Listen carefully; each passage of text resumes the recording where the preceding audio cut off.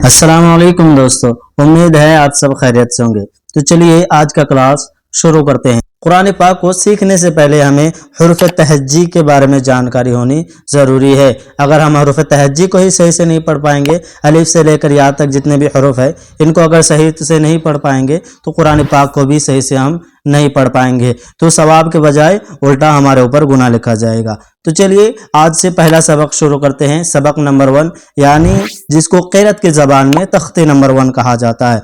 मैं आपको पिछले वीडियो में बताया था कि आपको एक किताब लेना है, नूरानी कायदा। अगर आपके पास कोई आजू बाजू में कोई शॉप नहीं है किताब का तो फिर आप इंटरनेट से भी डाउनलोड कर सकते हैं, गूगल में अवेलेबल है नूरानी कायदा। आज का जो सबक है, सबसे पहले हम जानेंगे हुरूफ तहज्जी।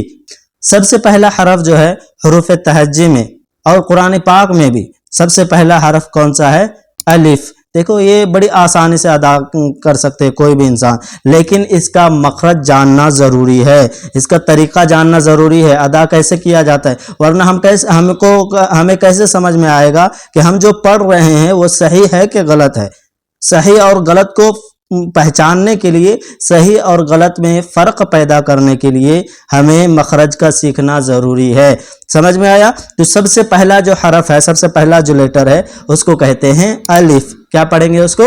अलिफ। और ये वाला हरफ कहाँ से अदा होता है? हमारे मुंह के अंदर जो खाली हिस्सा है, मुंह के अंदर जो खाली हिस्सा है उस जगह से अदा होता है। जैसे देखो, आप मेरे साथ बोल के देखो, अलिफ, है ना, अलिफ। मुंह के अंदर के खाली के हिस्से से अदा होता है। अगर एक ही साथ उसको बोलेंगे, लेकिन याद रखना इसको कभी भी खींच के नहीं पढ़ेंगे, अलिफ ऐसे नहीं पढ़ेंगे। मैं समझाने के लिए ऐसा बोला आपको, हाँ, तो उसको जल्दी पढ़ेंगे, अलिफ। दरअसल ये जो एक हरफ है ना, ये 3 हरफों को से मिलकर बना है, अलिफ, लाम और फा। इन तीनों हरफों को अगर मिला दिया जाएगा, अलिफ जबर अ, लाम फा जेर लिफ, ये तीनों हरफ अगर एक साथ मिलता है तो एक हरफ बनता है। समझ में आया? तो उसको कैसे पढ़ेंगे? जल्दी से अदा करेंगे, अलिफ, है ना। कैसे पढ़ेंगे? एक बार और सुनो, अलिफ, उसके बाद दूसरा वाला हरफ, अलिफ के बाद जो दूसरा वाला हरफ है उसको पढ़ा जाता है बा। देखो नॉर्मली कोई भी बोल सकता है इसको। शुरू में बहुत सारे लोगों को, मुझे मालूम है कि बहुत सारे लोगों को ऐसे पढ़ाया गया, अलिफ बे ते से, लेकिन ये तरीका गलत है, क्योंकि आगे हम जितने भी पढ़ते हैं अरबी में, जितने भी लफ्ज होता है, जितने भी सेंटेंस होते हैं, उसमें बे ते ऐसे कभी नहीं पढ़ा जाता है, बा पढ़ा जाता है, ता पढ़ा जाता है। समझे? तो जो बा है इसको बोलने का तरीका, जब ये पढ़ेंगे इसके तो कैसे पढ़ेंगे? दोनों होंठ जो है आपस में टकरा जाता है। इसका मखरज क्या है कि दोनों होंठ का जो गीला वाला हिस्सा है, यानी अंदर वाला हिस्सा, ये दोनों आपस में टकराता है, फिर ये वाला हरफ अदा होता है। आप बोल के देखिए, ऑटोमेटिकली आपको समझ में आ जाएगा कि कहां से अदा होता है। बा बा कैसे पढ़ेंगे इसको? एक बार और सुने, बा। ठीक है, अलिफ के बाद दूसरा वाला हरफ है बा। उसके बाद है तीसरा हरफ। तीसरा हरफ कौन सा है? बा के बाद आता है ता। ता क्या, इसको कैसे पढ़ेंगे? ता। देखो आप एक बार इसका मखरज समझ ले, एक बार आप इसका मखरज जान लीजिए। अगर मखरज जान लेंगे तो आपको मालूम हो जाएगा कि आप जो पढ़ रहे हैं वो सही पढ़ रहे हैं कि गलत पढ़ रहे हैं। ठीक है, तो ता का मखरज ये है कि जबान की नोक, देखो जबान के 3-4 हिस्से होते हैं। एग्जाम्पल के तौर पे मान लो ये हमारी जबान है ना, यहां से यहां तक ये जबान है, समझ लो। तो सबसे पहला वाला जो हिस्सा है इसको कहते हैं नोक जबान, यानी जबान का शुरू वाला हिस्सा, उसको कहते हैं नोक जबान। और जो दोनों साइड में रहता है इसको कहते हैं किनारा जबान। क्या कहते हैं इसको? किनारा जबान, दोनों साइड में जो रहता है। और जो बीच में रहता है उसको कहते हैं बीच जबान। और जो जहां से जबान शुरू हुआ है, जहां से जबान शुरू हुआ है उसको कहते हैं आखिरी जबान, या फिर पुष्ट जबान भी कहते हैं। समझे? तो इन जगहों से बहुत सारे हरूफ अदा होते हैं, इन जगहों से बहुत सारे हरफ निकलते हैं। समझे? तो उसी तरीके से जो हमारा ता लफ्ज है, ये ता कैसे अदा होता है मैं अभी समझाया ना। जबान के 3 या 4 हिस्से होते हैं। तो पहला जो हिस्सा है, शुरू वाला हिस्सा, यानी जबान का नोक, ऊपर के जो दांत है ना, ऊपर के जो शुरू के 2 मोटे मोटे जो दांत दिख रहे हैं, उसके दांतों की जड़ में, अंदर से जड़ में जहां से दांत निकला है वहां पे जाकर जबान की नोक टच होती है, टकराती है, फिर जाकर ये वाला हरफ अदा होता है ता। कैसे पढ़ेंगे इसको? تا زبان کی نوک اوپر کے دانتوں کی جڑ سے جا کر ملتی ہے, اوپر کے دانتوں کی جڑ سے جا کر ٹکراتی ہے, پھر یہ والا حرف ادا ہوتا ہے. اس کو کیسے پڑھیں گے؟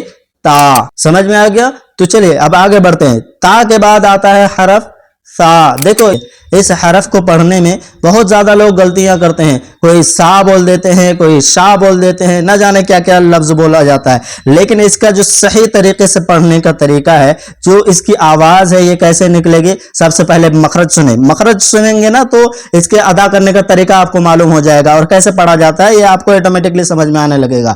تو اس کا جو مخرج ہے, زبان کی جو نوک, ابھی میں بتایا تا میں کیا ہے, زبان کی نوک کو اوپر کے دانتوں کی جڑ میں لگانا ہے تو تا ادا ہوتا ہے. لیکن دیکھو یہاں پہ اگر تھوڑا سا بھی ہم فرق کر دیں نا تو تا کی جگہ وہ ٹا ہو جائے گا, کیونکہ دانتوں کی جڑ سے اوپر تھوڑا سا ٹچ کر دیے زبان کی نوک کو تو وہ تا کی جگہ ٹا ہو جائے گا. اسی لیے جس کا جو مخرج ہے اسی طریقے سے پڑھنا ہے. اوکے چلیے آگے بڑھتے ہیں. اس کے بعد حرف آتا ہے تا. اس بات کا ہمیشہ خیال رکھنا کہ کبھی بھی یہ حرف ادا کرتے وقت سیٹی والی جو ساؤنڈ ہے نا, سیٹی والی جو وائب ہے یہ نہیں آنی چاہیے, سیٹی والی آواز نہیں آنی چاہیے. جیسے سا, دیکھو جب ہم سا بولتے ہیں تو سیٹی والی آواز آ رہی ہے نا, تو اس کا مخرج کو دیکھیں. اس کا مخرج کیا ہے, زبان کی نوک اور اوپر کے دانتوں کے کنارے سے ٹچ ہوتا ہے, یعنی اوپر کے دانتوں کے کنارے کو ہم زبان کو ٹچ کریں گے, پھر یہ والا حرف آٹومیٹک ادا ہوگا. دیکھیں ایک بار غور سے دیکھیے اور پھر آپ پڑھنے کی کوشش کریں.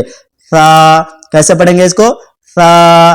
زبان کی نوک کو ہلکا سا باہر کریں گے اور یہ اوپر کے دانتوں کے کنارے میں, دانت کا جو کنارہ ہے وہاں پر جا کر ٹچ کریں گے, پھر جا کر یہ والا حرف ادا ہوتا ہے. سا. کیسے پڑھیں گے؟ سا. ایک بار اور سنیں, غور سے سنیں اور پڑھنے کی کوشش کریں. زبان کو ہلکا سا باہر نکالنا ہے اور اوپر کے دانتوں میں ٹچ کرنا ہے. سا. کیسے پڑھیں گے اس کو؟ سا. اس کو کبھی بھی شا یا پھر سا ایسے نہیں پڑھا جاتا. سمجھ میں آ گیا؟ دیکھو 3 حرفوں کا میں بتایا, الف, با اور تا, سا. سوری 4 حرف ہو گئے ہے نا. تو ان 4 حرفوں کا مخرج صحیح طریقے سے آپ حضرات یاد کر لیجئے. جیسے بتایا, جس طریقے سے بتایا اسی طریقے سے پڑھنے کی کوشش کیجئے, اور پھر جو ہے اس کی پریکٹس کرتے رہے, بار بار اس کو دہراتے رہیے. جیسے میں بتایا, اگر سمجھ میں نہیں آئے تو ایک بار اور ویڈیو کو دیکھیے, ایک بار اور ویڈیو کو پلے کیجئے تاکہ اچھے طریقے سے سمجھ میں آ جائے. ٹھیک ہے, تو آج کے لیے اتنا ہی, کیونکہ زیادہ اگر دے دیا جائے تو پھر دماغ سے باہر ہو جائے گا. تھوڑا تھوڑا پڑھے, لیکن انشاءاللہ آج سے روز پڑھیں گے. آپ حضرات اچھے سے یاد کیجئے. انشاءاللہ اگلا ویڈیو آپ کو اس سے بھی اور بہتر طریقے سے ملے گا. میں پورا کوشش کروں گا کہ آپ کو صحیح طریقے سے سمجھا سکوں. تو آپ سے گزارش بس یہی ہے کہ آپ ہمارے چینل کو سبسکرائب کر دیجئے. ویڈیو اگر پسند آئے تو ویڈیو کو ضرور لائک کریں. تب تک کے لیے اللہ حافظ.